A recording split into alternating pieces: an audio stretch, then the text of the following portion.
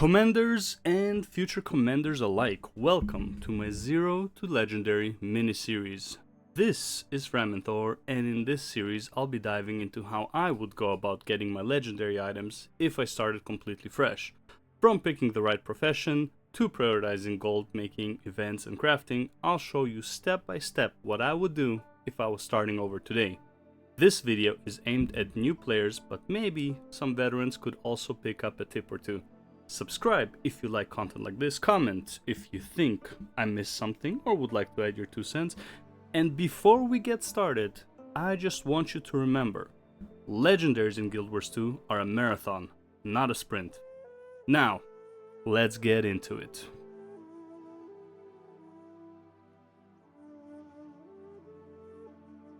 And as always, we are going to start off with the Masteries. Which Masteries are the most important to focus on, in my opinion, when you get to End of Dragons? Some of them, as always, you will unlock just based on the story, because in order to proceed with the story, you'll need skiff piloting, fishing, some Jade bots, some Arborstone probably, especially base of operations.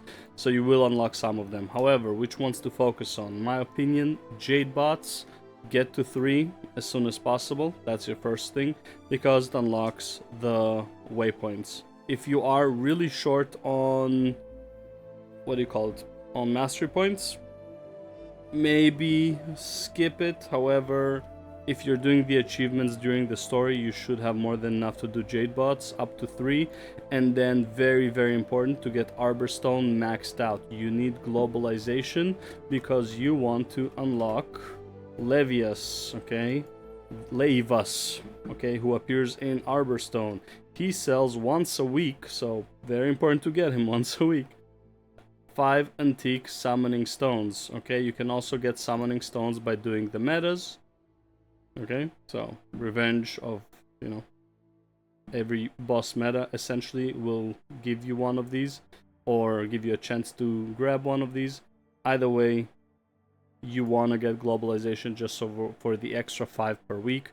Really helpful. You're gonna need 100 of these for your legendary weapons in EoD, so you might as well save yourself like about 200 gold, because that's pretty much what it's like more like 150 gold, but yeah, they cost about 1.3 1.5 depending on demand. So yeah, get Arborstone. After that, I would go fishing maxed out. After that, skiff. After that, finish Jade bots. Okay, technically before finishing skiff you can finish the Jade bot.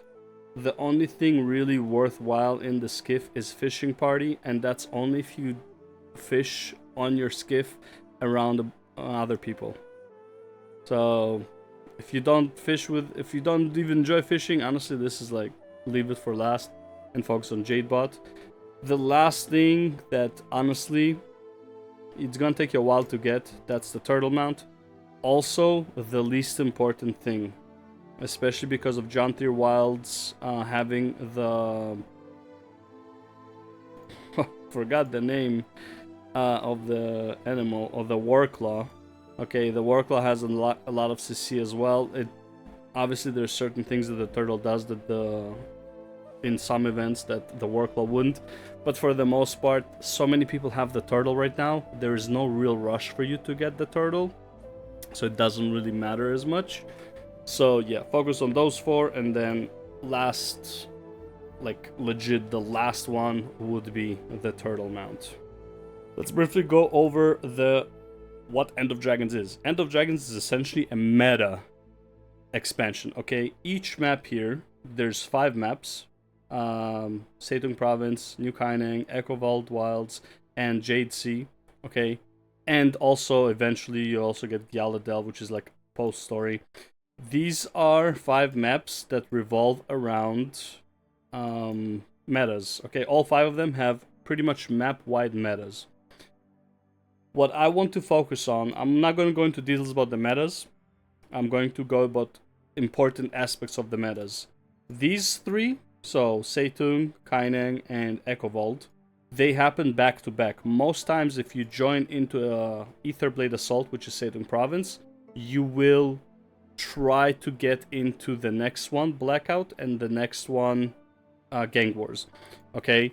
They spawn one after the other. For me, for example, Seitung Province, Aetherblade Assault, spawns every 2 hours on an odd hour. So 9:30, 11:30, 1:30, 3:30, 5:30, 7:30, etc. Okay? I want to join the main group of this, so I want to come here like about 15 minutes early, maybe sometimes 10. Sometimes it just feels, especially if it's like there's a specific week for what do you call it, for like astral rewards that have to do with End of Dragons. You kind of want to be in these metas early, okay? Specifically, like usually you have like the Jade C meta in it, but sometimes it's not. Either way, so you want to be here early. What can you do in the meantime for being early? You can fish. It is very important that you fish. Okay, you're gonna save yourself a lot of money. If you love fishing, power to you. Honestly, I'm jealous. I hate fishing. But you gotta do fishing. Okay, well, you know, not gotta do, but you're gonna save yourself like 200 gold whenever you craft, up to 200 gold whenever you craft a legendary weapon. Okay? So 2 locations where you're usually gonna end up fishing if you're doing the metas. Seitung Province, because you come in 30 minutes early. And the Jade Sea, because, well, we're gonna talk about that one later. But there is a lot of downtime in the Jade Sea. I'm gonna talk about that one specifically because there is stuff to talk about with that one. Okay, so why do you wanna fish?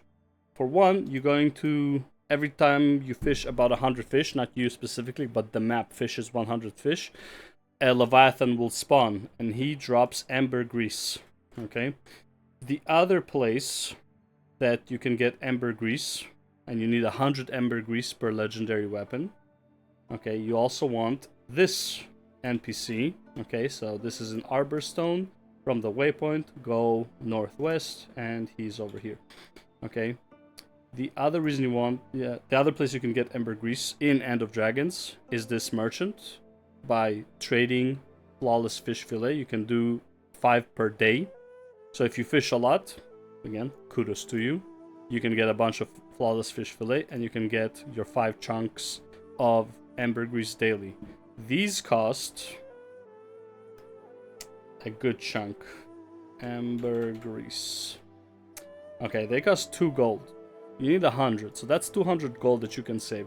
The other thing is, he has a daily fish request. This is another 1 per day, so you can get 6 per day from just him if you have the fish that he wants. So again, pretty important to fish. And then also Leviathan can give up to 11 a day as well. So if you really love fishing, you can actually make a good chunk of money by spawning Leviathan, killing him, getting all the fish, buying all of these ambergris. You can make like pretty good income overall, and also like just fishing in general, you can get like pretty good rewards where you can make good money. Okay, so that's ambergris. Okay, very important. The other important thing is, as I mentioned already, was the globalization, and that is this NPC here. This is from the Mastery globalization. This is the NPC. Okay. Now he sells you skins for the legendaries, which is cool, but he also, which you can't see because I already used it, he also has the 5 legendary component that I told you about that you need 100 during the mastery. Okay, I already forgot the name of what it's called because that's how I am with names. Anyway, so he's the one who sells it to you. Okay, 5 per week. When doing Dragons and Meta, the Battle for the Jade Sea, whenever you complete an event, you're going to get Dragons End Contributor effect. You need, it stacks up to 10%, but you need only 5% for the meta, because the meta pre-events, like before you fight the big bad, it will give you 5% more. The reason you want to get it maxed out, first of all, it doubles the rewards at when you reach 10%, it will give you 20% health and damage instead of 10%. More XP, that's cool. However, the main reason is the boss, when it dies, it drops 1 huge chest, which you will get if you participated. a bunch of very tiny chests and 10 medium chests. The only way to open the 10 medium chests is getting the Dragon's End contributor. Now, if you start the meta from the beginning, you will only be able to open 5 chests. If you come in about 20 to 30 minutes before, you need to complete 5 events. That's how you get the percentages. If you come in 10 minutes before the meta starts, so for me, for example, the meta starts at every odd hour. So 9 p.m., 11 p.m., 1 p.m., 3 p.m., 5 p.m., okay? If I come in at, let's say, 4:50 p.m., 10 minutes before the meta starts, I will not get any events going because the events pretty much stop spawning about 5 to 10 minutes, but it seems like 10 minutes, they're usually like no more events. If there was an event active, I think they still last through that time, but they stop spawning. So if people are finishing events, you are not going to find any if you join 10 minutes before the meta starts. Okay, so you won't be able to open the medium chest. Is it really that important? Not really. The most important thing is the huge chest at the end. That is the one that drops the Ascended Gear.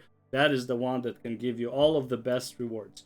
Okay, small chests are just, materials. Medium chests are more materials. I've never seen, I've done this many times, probably like 50 plus times at this point, and I have never seen anything useful from the medium chests. Okay, it's usually just bigger chests of materials. In terms of strikes, there are 4 new strikes in End of Dragons. One of them I never see people do. It is, I would say, one of the hardest strikes right now in the game, even for normal. It fails pretty often because people just don't do it and they just don't do the mechanic. There's a lot of one-shot mechanics in there. So, Harvest Temple, most people avoid. However, Aetherblade Hideout, Zunlight Jade, and Kynan Overlook are the ones to look out for. Okay, if you go to Achievement, Daily Strike, you're going to have one of them that says that's for End of Dragons. Kynan Overlook today. I almost never see Harvest Temple, but it does happen. Either way, recommended to do them, at least for the daily. Why? More blue profit charts, so you can later on trade it either for Ascended Gear you need, because these are the easiest and cheapest Ascended Gear, as I mentioned before, or for clovers once you go into Secrets of the Obscured. Okay, if you're in End of Dragons, that means you could have finished your Prismatic Champion's Regalia by now, and you should have gotten your Sky Scale and your Griffin. More on that later, because those will be pretty important for the daily farming chests. If you have your Prismatic Champion's Regalia, you finished all of the Return to, and by the way, this is the first legendary you should have gotten. After this legendary, I would go for one of these 4. Okay, whatever you're closest to. Vision and Aurora are essentially completely PvE, some events, some achievements, and then the crafting materials. They can get pretty expensive. However, Conflux costs you about the same in terms of materials, but also World v World tokens. So if you are ready for Conflux, go for Conflux. Okay, these are very expensive. If you do not have the gold to go for Conflux, this is why we're in End of Dragons. Farm End of Dragons as much as you can. Craft a weapon. Sell the weapon. Make 1,000 gold in profit. Okay, once you sell one weapon can basically, the profit of the one weapon, you can essentially craft 2 more legendaries. Okay, that's approximately how much profit you're getting from one legendary. If you just buy all the materials, you will make about another 1,000 gold in profit. Okay, but the materials will cost you half to like 3/4 of the materials of the gold that you made.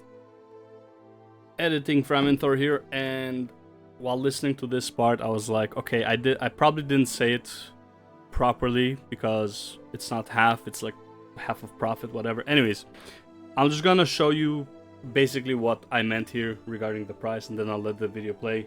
Let's say you sell legendary for 2,000. That's like your ideal. Well, the ideal is 2,100, but right now you're aiming for like the 2000, maybe 1950, but 2000 is just an easier number. Okay, 15% of this will go, it's like 5% for posting and then 10% taxed as when you sell. So you lose 15% of this. This is also why I never post my legendaries. I just sell them instantly to somebody who's trying to buy for 2000 or 2100. Right now, pretty impossible to get 2100, but I did sell my last two legendaries the last 2 weeks. One for 2000, the other for 1950. Okay, so it's still possible. I'm just kind of like keeping myself on the lookout for those specific ones, but it's a bit hard either way. So what you make when you sell it, you make 1700 gold. Okay, this is what you get to keep. Okay, how much does it cost you to create the legendary? For that, I use Guild Wars 2 efficiency.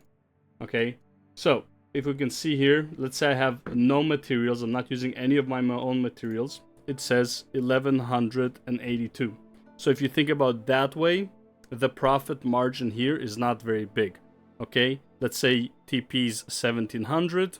Okay, let's say you sell it, 15% off of that is like 250 gold, so it's 1450. So you only made like 300 gold. Really not worth it in that regard. However, it's never really crafting for this amount. Okay, you always gonna have your own materials, you always gonna get cheaper materials as you go, and you see the crafting cost goes way down. Okay, there are certain things here as well that you are not going to, likely you're not going to need to buy if you're doing all the farms that I talked about in Icebrood Saga especially, right? Amalgam Draconic Lodestone, do your Dragon Storm, do your Drakkar, you're gonna get these. Okay, so this you're gonna be saving 70 to 90 gold, okay, that you won't need to buy. Mystic Clovers, buy the cheap ones. This is showing you how to craft the more expensive ones that require 3 Mystic Coins, okay, and 3 Spirit Shards, and 5 Ectoplasms, instead of buying the cheap ones that are like 2, okay, 2 Mystic Coins and whatever, right? Other stuff is, for example, this it can't give the price on, but there is the Gift of Condensed Might and Magic, right? So right now, because I have them, it shows them. But if you go here and it tells you the price, right? It tells you it's like 200 gold each, right? Now what I like to do is I just like to pre-order them. I believe I'm talking about this later on the video. Either way, the profit you're making minus the expenses. Usually your expenses would be about 500 and at worst case 800 gold. If you're selling for 2000, you're still making approximately 1000 gold in profit. That's all I want to say. Okay, however, while farming for the Spirit Shards and the Clovers, you will be making some gold to offset that. Essentially, when you sell one legendary, you make approximately 1000 gold in profit. Slightly more, I'm just giving you an approximation, like low end. Usually you're gonna make like 1200 to 1300 profit, but low end you make like 1000 gold in profit. The materials themselves cost about 700 gold, okay, that you need for the weapon, and then Spirit Shards and Clovers. Okay, those are just the ones that like you can't just keep buying them. You have to actually work for them. While you're working for them, you're saving money on the other stuff. Once I craft a legendary, this is what I like to do, because this is the thing that's gonna be the most annoying. Okay, go to your crafter, the one who crafts weapons specifically. Okay, if you are able to craft weapons, you're able to craft gifts of whatever. Technically, you can also do them on an artificer and maybe one more, I'm not sure. Either way, go to this guy and start pre-purchasing what you need for the next gift. You don't have to do this. This is what I would do. Okay, I go to the merchant, to the crafting station, Gift of Bones. Okay, what do I need? I have 37, so I need 63. All right, cool. Quantity 63, and always just order them. You are going to save like 10, 20, 30 gold overall. But the more you buy, the more you save, essentially, from the gap, from the difference in prices. Okay, dang, we made 1000 gold back already? Hell yeah, how many more do I have to sell? Jesus, what's going on, man? Okay, we sold all of the globes. Got 1,000. Have the Dawn. Okay, I think I actually lost money. I actually lost money on the gamble, you know, because we started 2,100. Anyways, back to the gifts. Okay, so the gifts, right? So, you know, always have. This is like the thing that will like kind of hold you back the most, as after like Spirit Shards and Mystic. Now, this is especially if you plan on crafting the next legendary you craft will be using these, but always try to have a Gift of Condensed Magic and Gift of Condensed Might ready to go. These ones are the ones that are going to cost you like 150 to 200 gold. So use the profit you made to make sure you already have this ready. Because the last thing you want to do is forget about them when you're crafting your next legendary, spending all your gold on everything and being like, oh bro, like I have like 100 gold and I still need these two. Okay? These are used in so many legendary craftings that like you might as well have them. Many legendary crafting, specifically I believe the accessories and the rings, require 2 of each. Which means you might want to sell 2 legendary weapons before you start crafting your, what do you call it, other legendary. Again, that is up to you. I didn't craft that many legendary weapons in order to get these. There are other things you can sell. The easiest way to know if you have money, okay, and this is a very, very important resource, is Guild Wars 2 efficiency, okay? I'm not going to show you how to set it up, but basically, once you have it set up, you can go to your account, okay? You can go to your material storage, wherever that is, material storage, okay? You can sort it by how much you can sell, okay? So it will tell you the value, okay, total sell price of what you have here, okay? And then just go through it, whatever you don't need and you need, like when you need gold and you don't need these things, get rid of them, okay? You would be amazed to find out how many things you have that you'd never thought about or needed and you picked up, and then you can make a bunch of gold off of, okay? This is your number 1 source of income after like playing for very long hours and being like, well, where the fuck am I gonna get some money? Okay, this material storage is the way to go.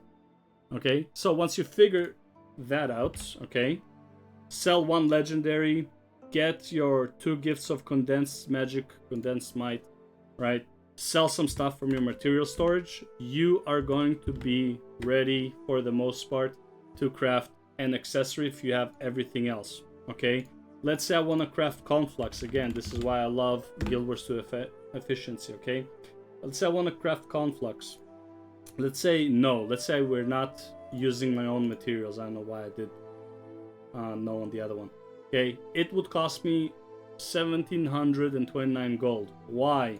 Because some things here, and I believe it's Mystic Tribute, okay, 2 gifts of condensed, 2 gifts of condensed might and magic, the 77 Mystic Clovers, the 250 Mystic Coins, okay?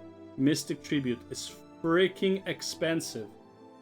Okay, let's do Aurora. How much Aurora costs me if I don't have anything? About the same. Why? Mystic Tribute, okay? Mystic Tribute is one of the most important things. And again, why is it the most important things?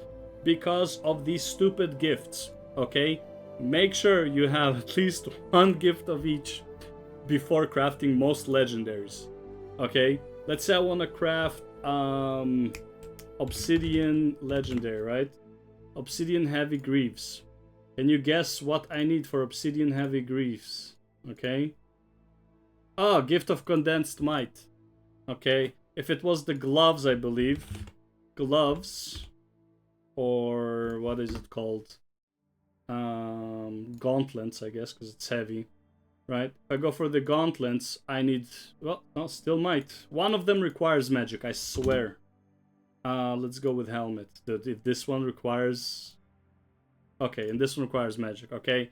So always have one of them, you know, at all times. It saves you a lot of trouble. And then you also know that how much gold you actually need.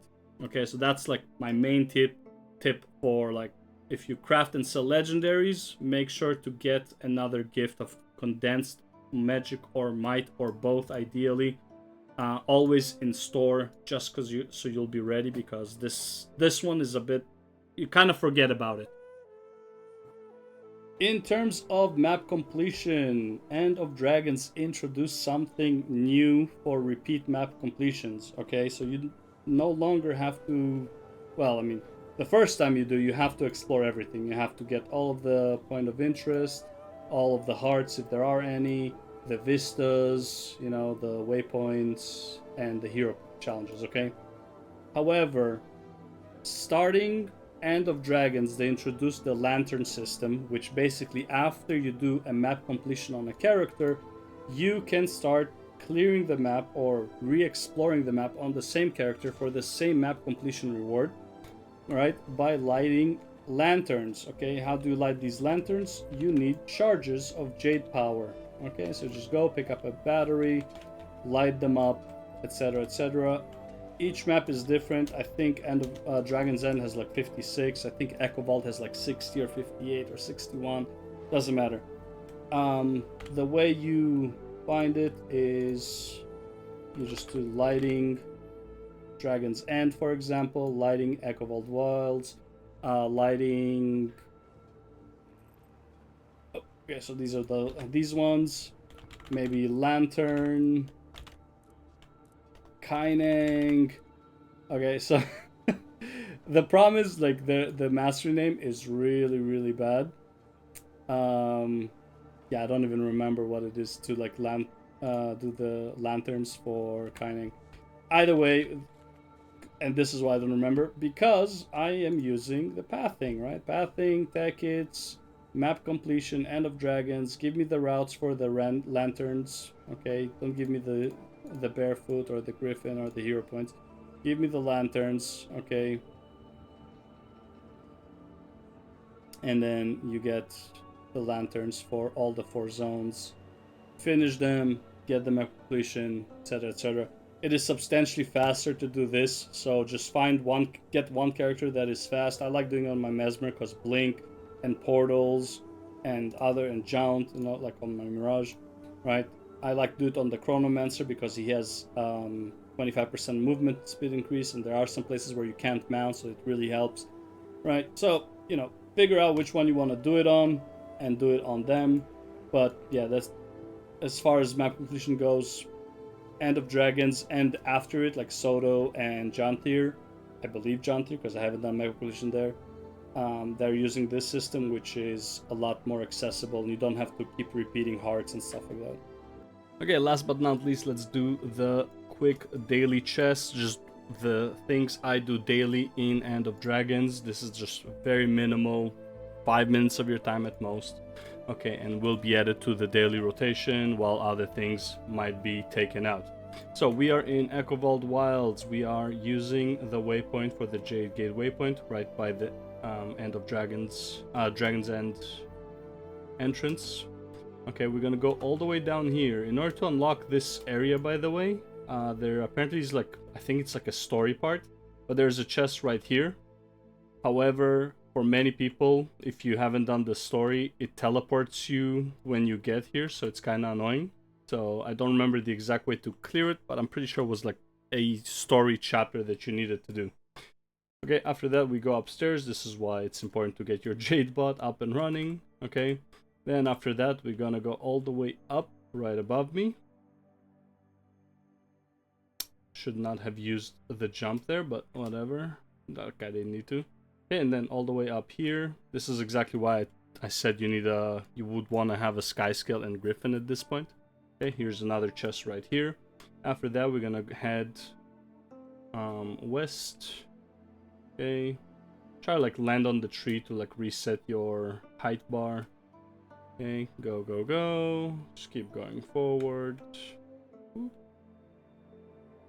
Alright, here we're gonna take charge, then double charge with the stamina. I'm gonna go all the way down between the trees. Okay. Then I'm gonna go up here. Man, I'm so glad I didn't mess it up. There's another chest right here. You pick it up, you run away. Okay, this chest picks up instantly when you click it. You don't have to like charge, so you just tap it and you get out. Okay, after that, let me just check that I don't need a daily Canta. Okay, I don't. Alright. Sometimes you need a daily Canta Vista. This is the one I use. Okay, and again, now we're heading back east. And going up here. Alright, and there's one more chest here. You will need to kill this guy. Next, always go to Arborstone, check on the merchant, the fish merchant. Okay, just get your daily ambergris if you've done your fishing. Sometimes, you know, like me, for example, I don't do a lot of fishing. So sometimes you get it, sometimes you don't. Here's what it is. And then the last one that I always check is I go to Dragon's End. I like using the Frozen Sea waypoints a bit closer, but there's one NPC over here as well. I'll show it to you. Okay, always goes to this NPC. This one right here, Peddler. Okay, and buy the writs. Do not buy the writs that cost 10 Imperial Favor. Buy the one that gives you 5 writ of Dragon's End for one of each other map. And the one that goes for Karma. The other ones, like this one, it's a bad value. Okay? Is it really that important? It's coming down to like 15 Imperial Favors per day. It's not a big deal if you forget about it, but, you know, it's something that you can do, and only takes like 2 seconds of your time for 50 Imperial Writs. Literally like 1 or 2 events worth of time per day that you're saving. And as always, let's finish off with kind of like our daily goals and weekly goals as well. I'm gonna add that to the list, which I should have added earlier, but it is what it is. For the daily goals, we want to finish our daily Astral Vault, our daily Dragonstorm, daily Drakkar, Leyland Anomaly for the Mystic Coin, Treasure Mushrooms if you're in the area or if you have like extra time and you're not doing anything, waiting for the next thing to happen. Event, if there's a special event going and there's a daily Mystic Coin that you can get, like right now with the 4 winds, you can get a daily Mystic Coin. Go for it. Charged Quartz, 2 seconds. Chests from Icebrood Saga and End of Dragons. The Drizzlewood NPC, trade resources for standing. Dragonfall NPC, only the Karma one, unless you need specific ingredients or materials. Sorry, unless you need specific materials for, or currency more correctly, for the other zones in Living World Season 4. End of Dragon NPCs, the one in Arborstone and the one in Dragon's End. Fractals and daily strikes. That would be my priority for the dailies. Obviously, I would try to get all of them in, but sometimes there just isn't enough time. It is what it is. Okay? As far as the weeklies go, we're gonna do the EoD metas. Ideally, want to do all of them at least once a week. Honestly, Dragon's End, if you can do them every day, I would put them in the daily, but it does require a bit over an hour of your time, like an hour and 20 minutes. And unless there is like a regular group doing it, it does have a chance of failure. It doesn't happen often, but, you know. So yeah, if you can do it, that's great. Either way, try to get them done once a week. You do get bonuses. They have like weekly achievements that you do for more loot and stuff like that. But yeah, these are your bread and butter for getting the legendary weapons to sell if you need the gold. Another weekly is your World v World weekly. Try to get that done. Extra tickets can't hurt. Strikes weekly chest in Eye of the North, the one that you would need Forging Steel from. So Forging Steel is also technically a weekly now. Again, you don't have to get all 4 orbs above the chest to shine. You can technically ignore Forging Steel. You can technically ignore Cold War. They're just not being done a lot. Like Cold War, almost like it's not easy to get a group going for that. Forging Steel you can solo, but it's like 30 minutes to 45 minutes of your time. So, you know, up to you. So yeah, so that's pretty much it for the weeklies. Oh, and of course, weekly Astral Vault, and if there's a special event for the Astral Vault, always do those as well for the extra points. So yeah, that's pretty much it for this video. Hope you enjoyed it. Thank you everyone for your support on this series. Next episode will cover Secrets of the Obscured and Janthir Wilds. That would be a one package deal because honestly, they don't really add much in terms of going for legendaries, or not enough for me to make two separate videos about. Anyways, I'll see you in the next one. Thank you for watching. Peace!